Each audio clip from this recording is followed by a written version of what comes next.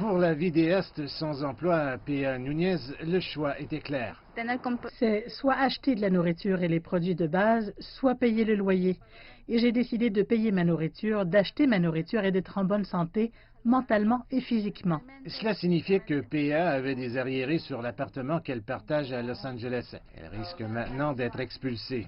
Ce n'est pas assez pour moi, même pas pour le chômage, ni pour les quelques contrats que j'ai eus. Ce n'est pas assez pour payer mon loyer.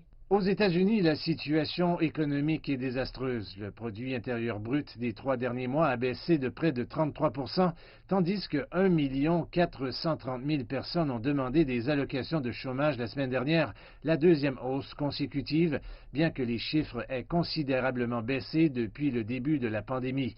Mais pour plus de 30 millions d'Américains qui tentent de survivre avec des allocations de chômage supplémentaires incluses dans un plan de sauvetage économique de 2 200 milliards de dollars, il y a un autre inconvénient parce que ces 600 $ par semaine de prestations d'urgence supplémentaires du gouvernement fédéral doivent expirer vendredi et que les républicains veulent qu'ils soient réduits à 200 $ dans un plan de relance subséquent. Les factures médicales arrivent outrageusement. Aisha Brown a désespérément besoin de tout l'argent qu'elle peut trouver pour payer les factures médicales après que la COVID l'a hospitalisée pendant 1 mois, en partie dans un coma artificiel.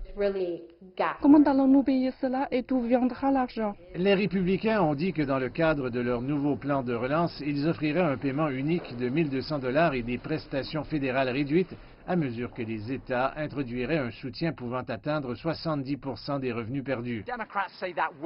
Les démocrates soutiennent que cela ne suffira pas, mais que le nouveau plan de relance soit de 1 000 milliards ou de 3 000 milliards de dollars, il poussera le déficit budgétaire national encore plus haut. Une ligne rouge pour les républicains qui craignent que les États-Unis ne puissent pas se permettre ce genre de dépenses.